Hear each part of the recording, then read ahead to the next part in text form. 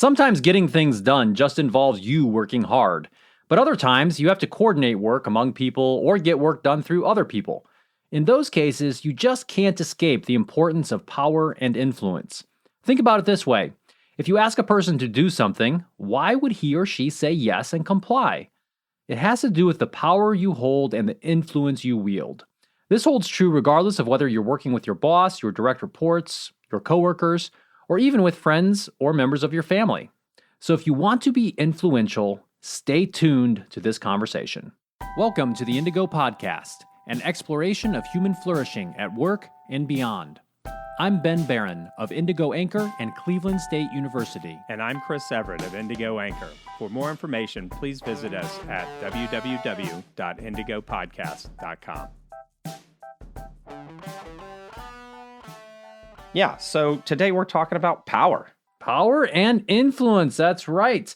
We are talking about what power is. We're going to talk about what the primary sources of power are with regard to leadership in organizations. We're going to talk about this idea of influence and different influence tactics, and we'll kind of weave in the implications for people, leaders, and organizations along the way instead of kind of talking about them at the end. So, I also would just like to tell our listeners that, Chris is just really feeling awkward and he's feeling socially inept right now because we're recording again in person. And the last time we did this for a recent episode, he just thought it was so strange. So let's all just send positive energy towards Everett right now. Lighten up. Man, it's so weird because I'm looking over my laptop here right now. We're right in the same room today. And I'm looking at you and it's hard to not crack up because I'm having such a good time with my buddy here. It's like it is a good time. I'm joking. It is really great to do this in person. So, but let's get to this power thing. Let's talk because about everybody power. Wishes they had some more of it, right? Or Yeah. Influence. In the social media, it's like, oh, he's an influencer. An influencer. He has all the Insta Facebookies. all the that kind snap of faces. All I the think that's snap what it is. faces. Yeah. So there's this idea, but people don't know that this has actually been studied. They take a monkey see, monkey do approach, or maybe I'll be more like that person, or, oh man, I wish I could be like that person. They seem to have all the power and influence. Well, for good or for evil, we hope our listeners use it for good. We're going to talk about power and influence and how you rock that stuff. Yeah, how you rock that stuff. And, it's important also to note that this conversation around power and influence is relevant regardless of your position of formal authority. So sometimes people think power and influence and even leadership itself only come with a formal title, a formal position in an organization, but that just isn't the case. And they get into those positions and they stink at it because they actually don't know how power influence works. Right. So let's start with this idea of power and what power is. And, one way, like you said, this has been studied for many, many years.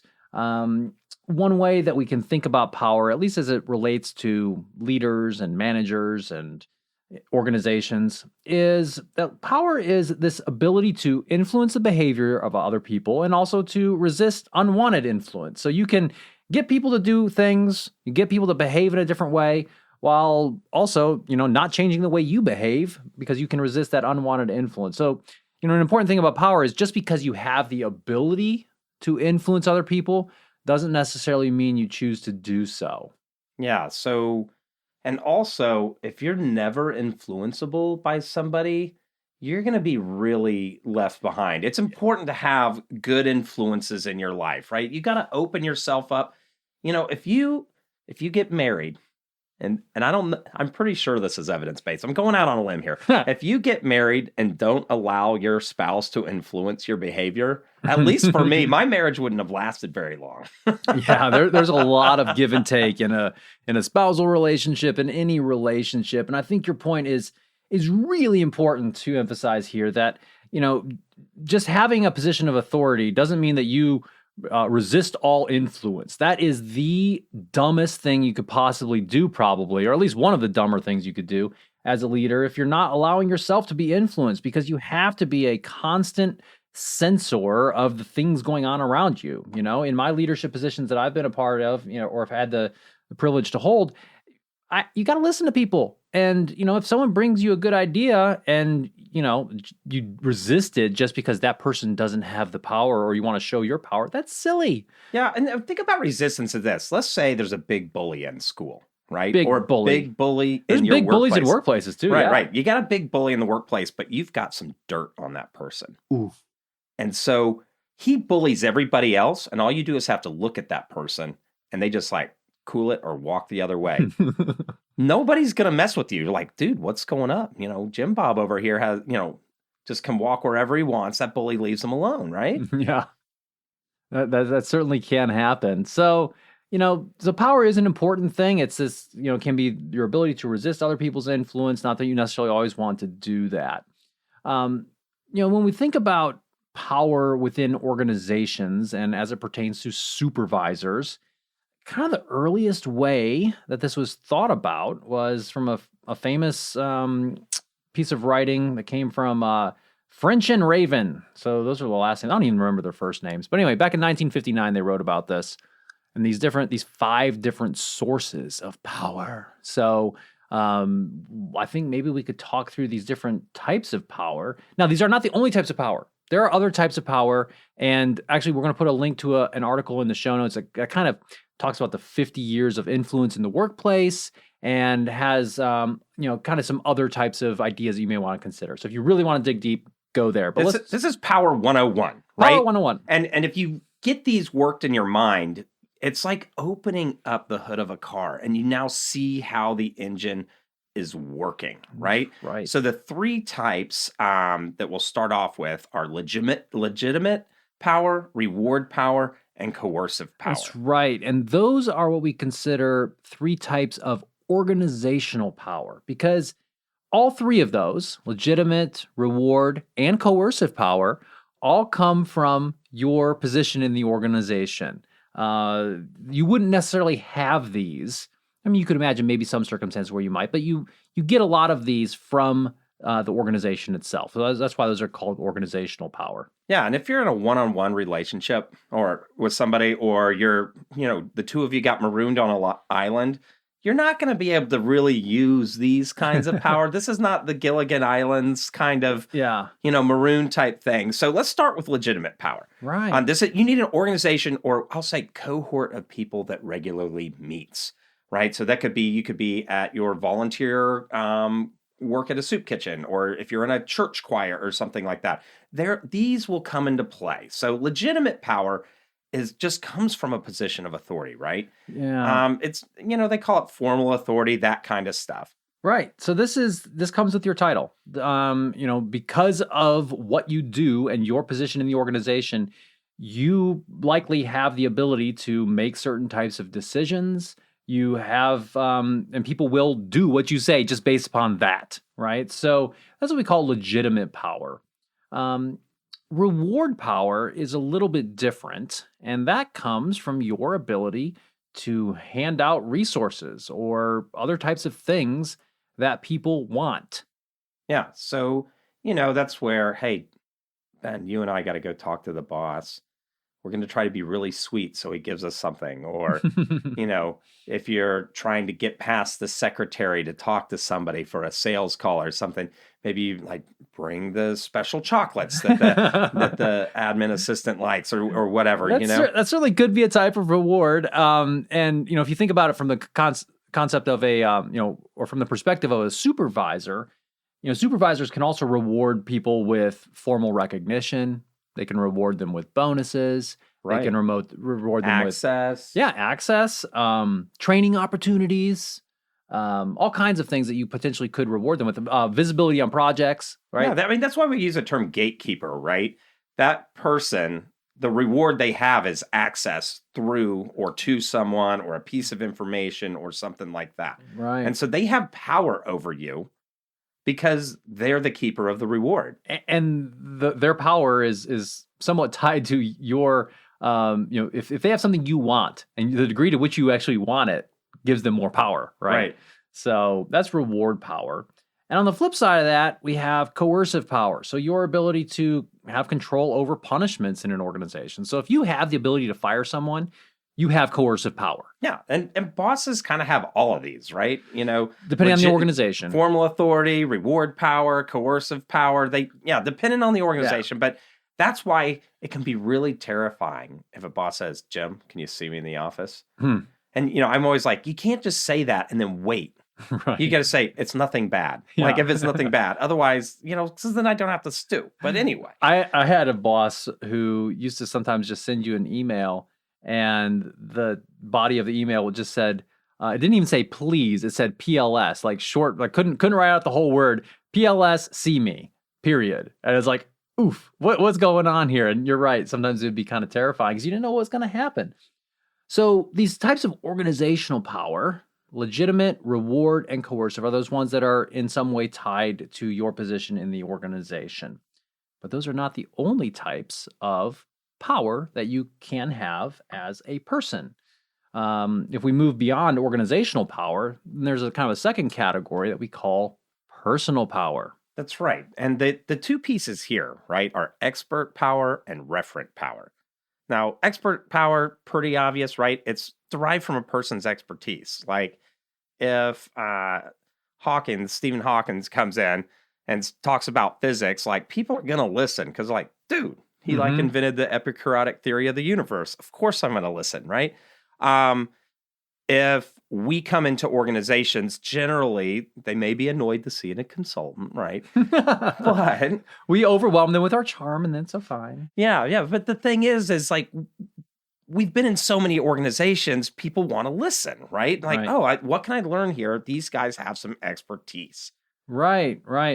And so that, derives from your personal expertise, your skill, your knowledge, and it's having useful skill, knowledge, and expertise, stuff that other people want.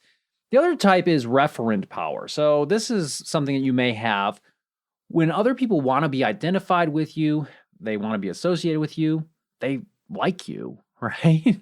And you have, imagine someone who you really like and they ask you to do something. You're probably going to be a little bit more likely to say yes or make time for that person than you would for someone you don't like, all things else being equal. But you think about like movie stars. So I worked in the music industry for a while. I've been around some people of note. And you are a person of note. A sour note. But hey, here's the deal. You meet some of these guys in real life and they can be like tool sacks or jerks. True. Right? But people are like, oh my gosh, it's so-and-so. I want to go get my picture taken with them. I can't believe it. The other day I was hanging out with so-and-so, the name dropping and the other, Richard Dreyfuss or some, the thing is that person automatically, they walk into a room, they get the benefit of the doubt just because of who they are. And if that person has status in a group. Now, if you're hanging out with a bunch of cool kids and the #1 Dungeons and Dragons championship winner comes rolling in, he may be hero of the nerds, but like the football guys don't give a rip about him, right? True. So it might be dependent upon the audience, whether or not you have this referent power. But it's not just about popularity. It is also about genuine liking of that person, right? And if somebody's well known in your industry and they or not introduce even well known, you, not even well known. It's just that like this respected. is respected. This is a very nice person, so they have some power over me because I don't want to let them down. I feel like maybe they've done something nice for me in the past, and that's kind of. I let nice people down all the time. Yeah. Maybe someone did something nice for you in the past, and that kind of goes into some of the influence tactics, but, you may feel some obligation to do something in return. So, one thing that I really like to emphasize with MBA students or just students in general, many of them may be kind of earlier in their careers and so forth and trying to make a difference and wondering, okay, you talked about these sources of power. I don't have a position of authority. I have no direct reports. I have no coercive power, no reward power. How do I get things done? I was even terrified during my job interview. Yeah, I can barely afford pants. Or at least nice pants. What I always encourage those folks to do is, focus on these areas of personal power. And in particular, look at expertise and find something that the organization could really benefit from and learn it well. Develop a skill that other people can depend upon. Is there some need that in your organization, in your team, that you can really fulfill through knowledge and expertise? And if you get really good at something, that's going to get you some power. And people will listen to you. I've been in very senior meetings where they're like, go get Filson. And Filson's an expert, right? He knows everything. And he comes in and presents. Maybe he's a little bit shaky. Maybe his PowerPoint isn't that good or whatever. Maybe his flies down during the brief, right? So, but he gets done and leaves, and it's like, like that, there's a recognition, right? That person's green, but they're going to do well once they get seasoned. Yeah. And they immediately have executives listen to them because they have undeniable expertise. I mean, so I just also want to note how Filson has continued to rise in prominence here on the Indigo Podcast. As listeners know, Filson is oftentimes the name that Chris gives to someone who is maybe not doing so well in organizations. Well, he's got some pants now. Yeah, he's got pants now. Now we got to get his flies zipped. Got to get him to wear those pants correctly. Yeah. But no, I mean, in a recent episode, we said that if you want to, maybe you build a relationship with Filson and he's a good person to be a friend with. Now he's advising the executives. That's right. Awesome. He's got some expertise. You too can be Filson, but if you focus on building your own personal power. And in addition to expert power, you can also build your referent power by being a good person, living up to your word, being, referable and reliable, doing the things that you say you're going to do. All of those things can help you build credibility and can help you build power, regardless of whether or not you actually have any kind of other types of power in the organization. So, all right. So we've talked about some different types and sources of power. And again, there are others. The research has developed beyond these 5 sources of power. Check out the article in the show notes if you want to get kind of the full history and some other details here. But these are the basics. This is Power 101, as Chris mentioned. And what these all help you do is then influence others better. So now, why don't we talk about, and this is, again, as I said, we're kind of melding our implications here, but let's talk about some guidelines for using power for leaders in organizations, or really for anyone. And we can start with that piece of legitimate power. Like, what does it look like when it's used well? And again, this is formal organizational authority that you have because of your title. Yeah, or how to not be a tool sack manager, right? So let's list some of these. Okay, so you can make polite, clear requests. That's awesome. Being polite is great. Yeah, people respect you if you have a lot of power and you're not a jerk with it. Yeah, absolutely. And maybe even explain why you're making a request. People like to know the reasons for your decisions. Yeah. So another thing is don't get too big for your britches, right? Don't exceed your scope of authority, right? Yeah. If you're a mid-level manager, rock that mid-level manager hat. Don't be the quintessential Filson mid-level manager, right? Just stay in your lane, because what happens is when you write a check your rear end can't cash, you lose a lot of power, and you may not even be respected at your level of authority within that organization. Right. And even if you are at the top of your organization, let's say you're very senior, don't do things that are inappropriate with that power. Don't, make your, if you have like any kind of executive assistants or any other types of people in your office, don't make them, do a bunch of personal stuff for you, inappropriate types of things. Like, that's just don't sleep garbage. with your subordinates. Well, yeah, don't do that one. For sure. I hope that, that should go without saying, but unfortunately you do have to say it. That can definitely screw up a lot of things. But don't exceed the scope of your authority. You do need to follow up to make sure that people are doing the things you ask. Right? That's just kind of good management, right? That's helpful. And people will test your authority from time to time. Some people are little rascals in the organization. And so if you don't follow up to verify compliance, then your power is eroding under you and you may not even know it. Yeah. So, and if you have to insist on people doing things, do it if it's appropriate. So, I think being firm, being fair, being courteous, and being consistent, these things can really help you use legitimate power well. Sometimes you see it used poorly, but these are some great ways to use it correctly. Right. So now let's talk about reward power. Yeah. One of the things is to offer rewards people actually want. If it's like, okay, cool, we're going to do a Christmas bonus, we're going to give them cash, and we're going to send everybody a grill apron and nice grill spatula.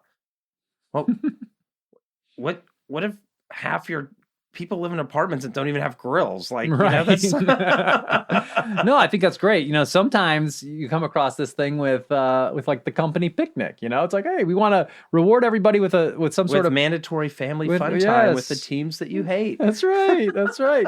And people may not actually want that. Now, in some organizations, that may be exactly what's required. But I think the point is that if you're going to use reward power well, make sure you're offering rewards that people actually want.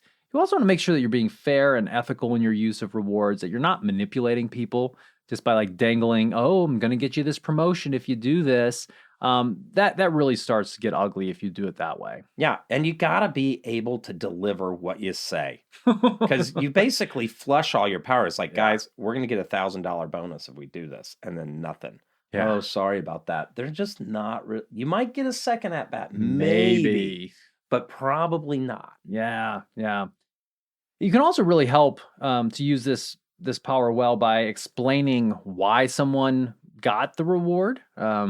Keeping it simple. Don't make it some sort of archaic, unknown way that rewards are being distributed. I remember an organization that I worked with for a while that had some sort of merit pay bonus thing that they did at the end of the year, and the calculation for what your bonus was going to be was so complicated. Nobody understood it. And basically like, okay, this is just like some crazy way for the top management team to justify them giving themselves the bonuses and everybody else just getting a tiny one, right? So keep it simple, make it something that they can understand. And, it's about building power, right? So if everybody understands and you're fair and ethical with it, you're building power across many, many people. When it's ad hoc and individualized, you might be building some like friends or power over one or two people, but you're flushing it with the broader community, and that's not where you want to be. Yeah. If you use this right, if you use reward power right, you can build the trust and the credibility that you have as a leader. If you use it wrong, you can really destroy that. One thing that I've recommended to executives, and I've tried to do myself when I'm in a position of authority, is if I have a reward to give, I try to talk about that reward with whoever's getting it in a way it's like, hey, the reason you're getting this, everybody else, right, is because you exemplified these different characteristics that we really care about around here, and kind of telling that story so that people can see what types of things actually are being noticed, cared about, supported, expected, what right rewarded. Looks like. That's right. I mean, people got to know what right looks like. And rewards, if used well, are a great way to do that. Yeah, and don't be manipulative with them. And because people may be nice to your face in order to get that reward if it's not too much of a hassle. Yeah. But behind your back, they're undermining your power, and they'd honestly push you in front of a bus or something if they could get away with it, right? So you definitely want to be fair and be ethical with all of these types of things. So that moves us to the last type of organizational power, which is coercive power, and what that might look like when it's used well. And unfortunately, good leaders, good managers do have to use punishment sometimes. You don't want. I think I more often come across managers who are too reluctant, actually, to use some coercive power or to get rid of a poor performer than the other way around. But when you do this well, I think the first thing you want to do is make sure that everybody knows the rules, everybody knows the requirements, everybody knows the expectations, and everybody knows the consequences if there's some sort of violation of maybe a specific policy. So you got to have that firm foundation, that pillar, if you will, of rules in place. Yeah, and everybody has to understand them. These rules they have to really understand them, right. Actually. They have to be clear, right? Yeah. And then, and sometimes this is challenging with employment laws to let the consequences be transparent. But if you're so clear about the explanation and Filson doesn't work here anymore, most people are going to kind of know why. For sure. Yeah. And, when it comes to making sure that people know the rules, a lot of times this comes through with, or organizations handle this with just like, oh, I'm going to make them read this and sign that they've read it and understand it, right? Maybe some sort of, if it's your, your sexual harassment policy or something like that.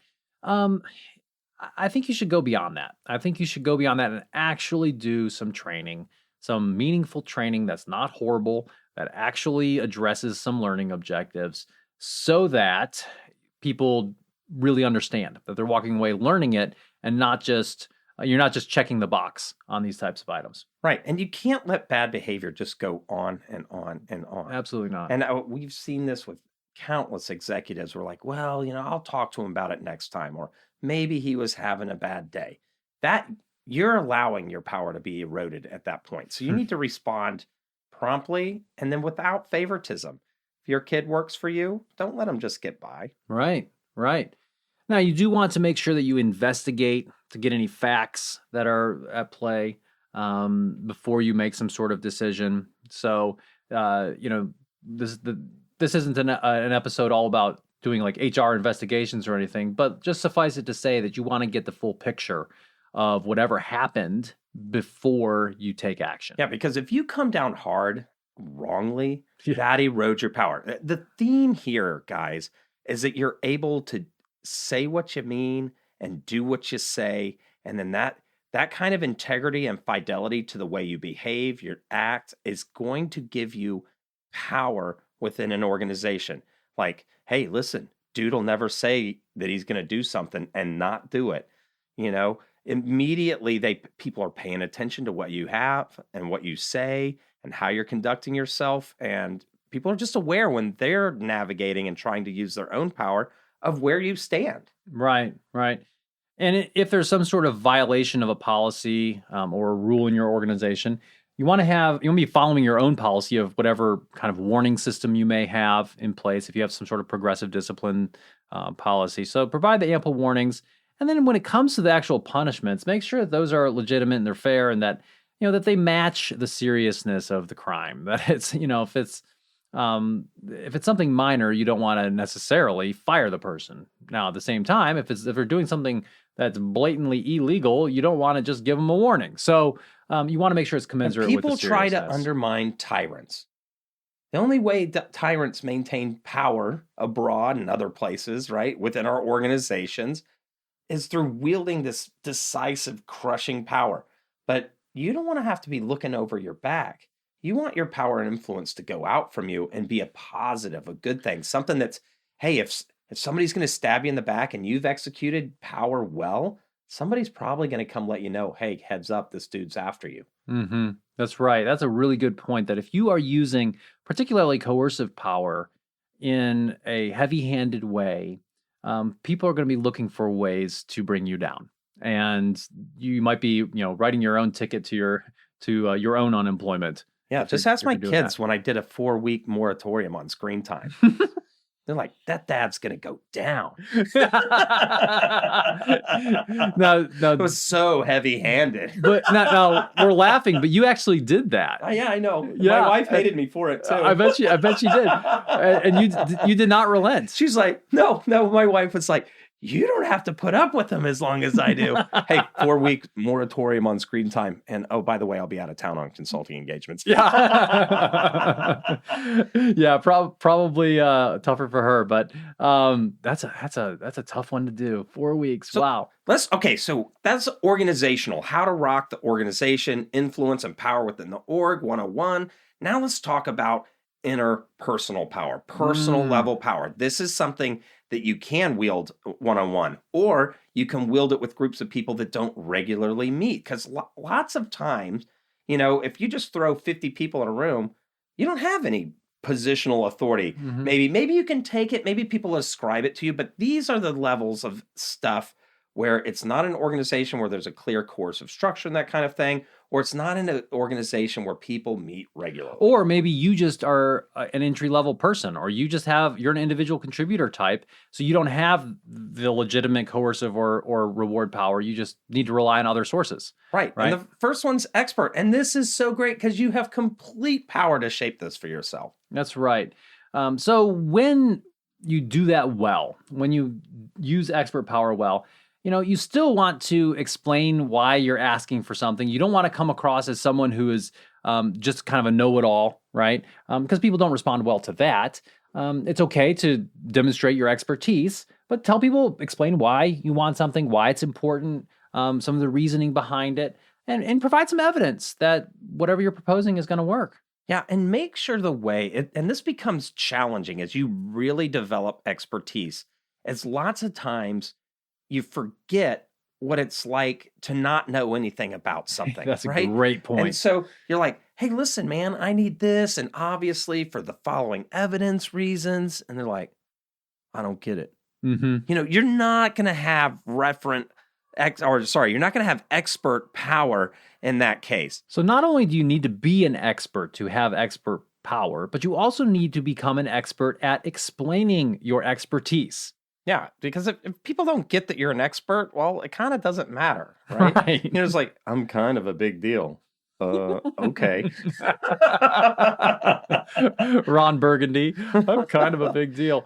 Right. So you want to provide some evidence. You want to explain things. You still need to be polite. You need to avoid being rash or careless with what you're saying because, even if you have a lot of expertise, if you start to kind of overstate different things, or if you're inconsistent in your delivery of that expertise, it's going to hurt your credibility. Yeah, it's like I'm not a doctor, but I play one on TV, right? You get to that place where, and we see this all the time. We saw this with COVID response. We saw, people that were not experts in their field talking about another field. And there's actually a name for this, Ben. That's right. This is called ultra-crepidarianism, which is where you start to, you're highly regarded as an expert in one thing, and people start asking you questions maybe about something that's maybe related or not so related, and you start opining as if you're the expert on that as well. And you got to be really careful as an expert because this can very naturally happen when people just start asking you stuff. I'm a business professor, but my area of expertise is primarily in the area of human behavior in the workplace. So if someone came up and started asking me a bunch of questions about finance or accounting, and I just started opining, I might give them some good information, but it would not be coming from the same place of expertise as it would be in my actual area. So as an expert, as you've developed this source of power, you need to be careful to make sure you do stay within your own bounds. Right. And it's right. This is an episode about power. When you step out of your bounds and say something you don't know something about, that undermines your power and influence within an organization. But I have seen people, because people will be scared to say, I don't know in an organization. Oh, people think I'm bad at it. But actually, if you are bold and be like, no, I don't know anything about that, we'll have to take a look. It automatically buys you power, credibility, influence within that organization because wow, this person's disciplined enough to stay in their lane. Right. And you still want to, as an expert, listen seriously to other people's ideas, listen seriously to their other concerns and suggestions. Now, if you are in a situation where something happens and the solution to that crisis happens to be within your domain of expertise, that is the time for you to act confidently and decisively. Yeah, let your light shine. Be awesome. That's right. Permission granted to be awesome. Okay, so we've talked about some different guidelines now for using power, be it the organizational types of power or the personal types of power. I think we can move on now to talk a little bit about, referent power. We haven't talked about that one yet. Yeah, we did power. We're going to influence, but we left one important piece of power, which is referent power. Yeah. So let's talk about what referent power looks like when it's used well. And this again is power based on people wanting to be associated with you, be identified with you. They like you. You still want to be a good person about it. You want to show positive regard for other people, be respectful. You want to be supportive and helpful to other people. This is a great, source of power that you have Don't be manipulative with other people. Do nice things for other people. Yeah. All the positive trait. Now, like I'd say be tall and super attractive. That's in the literature, right? But since I can't play in that area of referent power, I got to focus on the stuff I can do, which, be accepting, be supportive and helpful, but defend people and back them up. That's great. Like Yeah. and one of the ways that can be helpful, and we talked about some of how men could be an ally to women in the workplace. One place that I've seen people execute really well is like, hey, Bill, that was actually Sandy's idea. Yeah. And everybody's like, not only are you doing the right thing, right? You're being helpful and all that stuff. You're also plussing up Sandy. And that just really increases your power and influence in a way that doesn't stink. Right. Other things you could do if you want to use referent power well is, do nice things for other people, even if they don't ask for it. Be a servant, make self-sacrifices to show your concern for other people. If you're promising things, keep those promises. And I think a big piece of this is, having a strong sense of integrity, being sincere about it. This is not just about like a popularity contest. This is about genuinely being the type of person that you want other people to be and that you want the organization to benefit from. Yeah, and there's dirty, rotten scoundrels out there Lots all of over. You don't want to have alliances with them. No. Matter of fact, if you try to do some of this, now you can, like with the coercive power and stuff, right? You can manage some of those relationships. But if it's a peer or somebody else in the org, this kind of referent power, you can't trust that with those kinds of people. But we'll see lots of good, I'll just use the term good dudes, good gals too, that get together and they're friends in the workplace. Ben, how many consulting gigs have we had that people call us like, listen, we've already had 4 or 5 people in here and they've left it a disaster, but we know that you guys are some good dudes and we trust you. Yeah, it's happened 127 times. Okay, great. Yeah, So I have my my checklist here. No, it does, but it does happen frequently, right? Because good people should and do find each other. Right. Don't just be you're not cast out into the world as a sole lonely person. Form alliances with people. And this is why I'm such a big advocate for people getting involved in nonprofit and charity work, because automatically that kind of work self-selects good people. It oftentimes does. And you all of a sudden have more people to be allies with, Oh, that's great. That's great. So now I think we can move to talk a little bit about influence. Remember, earlier in the episode, we talked about power as, something that you have, and it's the ability to influence other people, but it's not, you're not necessarily making the decision to do so all the time. Influence instead is about actually using a behavior to try to change someone's attitude or their behavior, right? Changing the way they think or the way they act about something. You can kind of see this as directional, right? It's, could be downward or a manager influencing employees, but it can also be peers influencing peers, or it could be an employee even influencing a manager. So it can go in many different directions.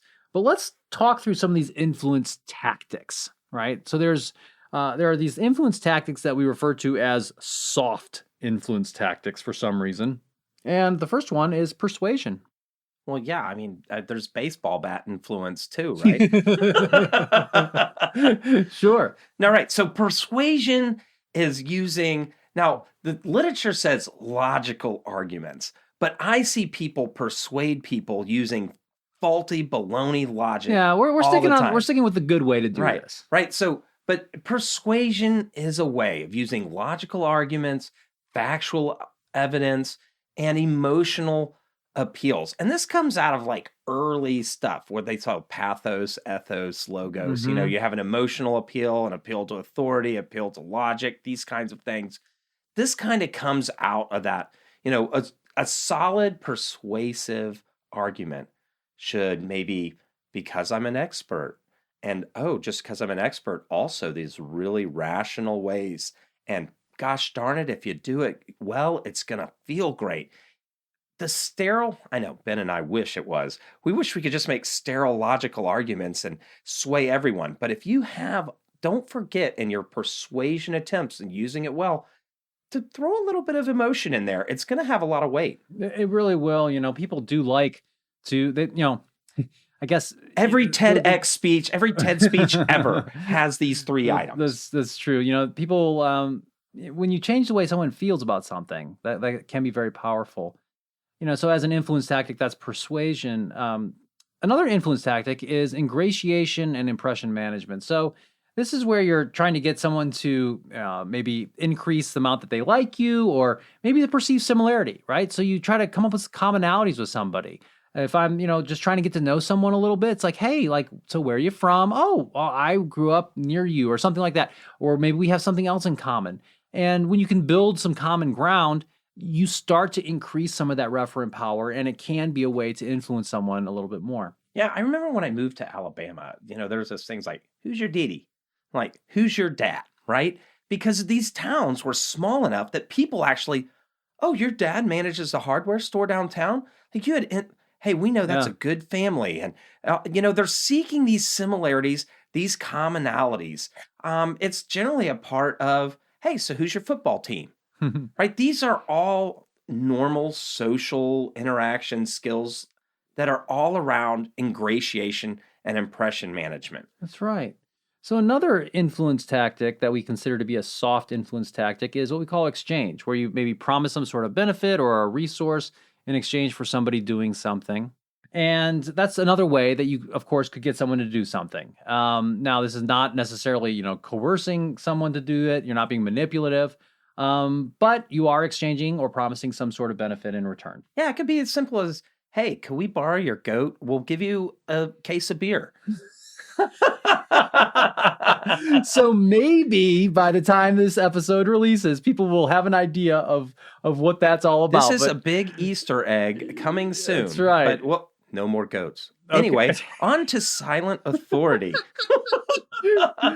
Yeah, so let's talk now about some hard influence tactics. And the first one is something that we call silent authority. And this is where you are, using your legitimate power, but you're not necessarily referring to your power base. So you're not saying, hey, do this because I'm the boss. You're just telling people to do stuff, right? You're just acting that part. And, it can work. Give us a good example of this one, Dan. I mean, this would be just, as the commanding officer of a Navy Reserve unit right now, just giving orders, right? And because people know who I am in my position, their behavior probably will be influenced, right? So that's an example. You see bosses who just kind of order people around as well. And depending on kind of the way that you do that, it can be more or less effective. But, it's called a hard influence tactic because it's not this kind of persuasion piece. It's not explaining why something needs to happen. It's not trying to ingratiate yourself with another person or have some sort of, some liking in that relationship. It's much more of a cold kind of behavior. Right. The next one's upward appeal. And this one, I don't know. This one is kind of like, I call this gorilla in the room sometimes. So it's this idea, you're getting support from one or more people with higher authority or expertise. And so I remember being on some really large projects early in my career, right? And sometimes my boss would just come in the meeting, like not at the beginning. He'd let me kick it off, but he'd just come and stand in the corner and watch. And my boss had like a lot of power at this one. I'm thinking of this one opportunity. He'd just stand and he wouldn't say anything. Maybe he'd nod his head occasionally and then he'd leave. And at this point, like everybody knew I had influence here because my boss has got my back. Yeah. Right. He knows what's going on. But by him doing that and not giving any disclaimer, just allowing me, people kind of knew that I had his power behind me. Right. Right. Yeah, no, that's good. I'm sure it was effective in that situation. This could also be where maybe you're saying that, okay, we need to do this because all these other people above me say they need to do it, right? That's not really the most effective way to influence other people. Saying, oh, we got to do this because corporate says we have to, right? That could be an upward appeal as well. And when you say that kind of stuff, you get rid of your influence. Yeah, like, well, never do what Ben says because he only trumpets the party line, right? Right. Another hard influence tactic is coalition formation. And I always think of this as like, let's say a group of students, that's an important piece, all get together and they come to me and say, well, we really want to renegotiate what this final assignment's going to look like in the class, right? Getting a group of people to then come forward and try to influence someone. Which you actually prefer if they do that, right? Because you can tell them no all at once rather than no individually. That's right. Yet. So that's right. This is where you form a group that tries to influence others by kind of pooling your resources and power. So that's another way you can do this. It sometimes can be kind of ganging up on other people, though, right? Yeah. So you want to be careful there. So some more hard tactics would be information control. Right. So this is where we're starting to get fairly nefarious. This is getting kind of manipulative. So, maybe you've had a boss who deliberately was telling one person one thing, telling another person another thing, just to try to kind of change people's attitudes or behaviors. And that's ugly. Kids do this on their playground. Your mom said you're supposed to help me paint my fence. All the stuff that people say, oh, grow up. No, pay attention to these things when you're young, because it's going to be the same trash when you're out in the business environment. Right. And the last hard influence tactic that we'll discuss here is what they call assertiveness in the literature. And normally you think of assertiveness as being a positive thing. But in this context, what we're talking about is when you're really actively using that legitimate coercive power, you're pressuring people with threats and pressure. It's that's not very fun. Yeah. Hey, I don't know if you want to face the consequences if you don't do this. Right. And then you leave those consequences like, oh, I'm going to sue you, or I'm going to, like, so, I mean, you can do that. Right. And we've seen executives do that kind of stuff all the time. It is one technique. But remember, if you ever do use these hard techniques and on any of these techniques, do it for good. Right. Like assertiveness, legitimate coercive power. If you act in this way again, you're out of here because that doesn't meet our values and our culture. Or you know what? That is a violation of a core tenet of our company's culture. You're out the door. That's right. So that brings us to an important question, though. We talked about these different influence tactics, the soft ones and the hard ones. And it brings us to a question of, okay, well, do all of them work equally well? And it turns out, no. Some influence tactics work better than other influence tactics.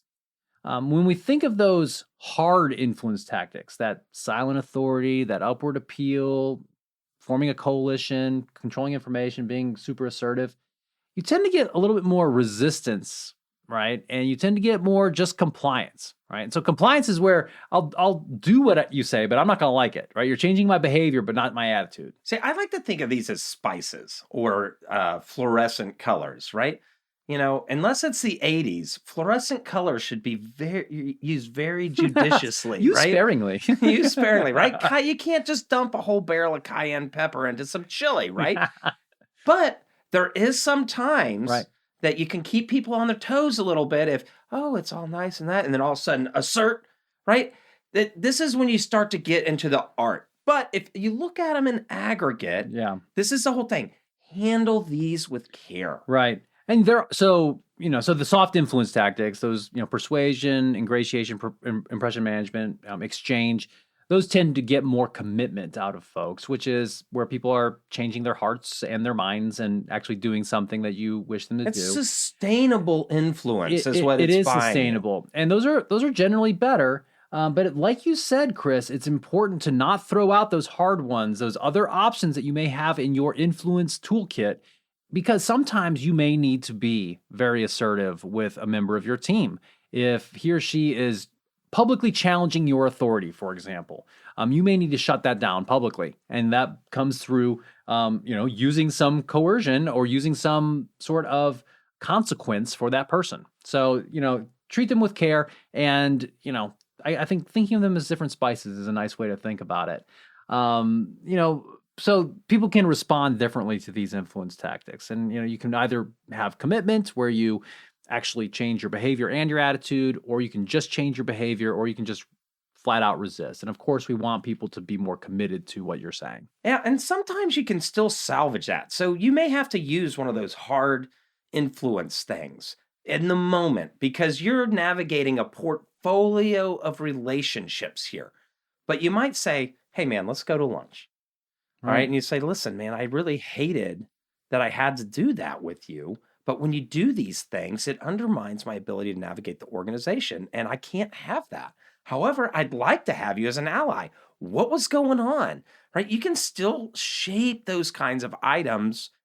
Even, you pour a little salt in the wound, but maybe you wash it out later. Well said. So today on the Indigo Podcast, we talked about influence and power. We talked about what power is and the primary sources of power.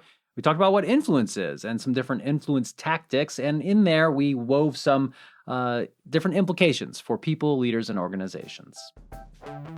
Thanks for listening to the Indigo Podcast. If you like this podcast, please consider helping us by rating us on Apple Podcasts or wherever you listen, telling your friends about us, having us on your podcast, or mentioning us on social media. Our website is www.indigopodcast.com, where you can access more information about us and this episode. Thanks again, and we look forward to talking with you again soon.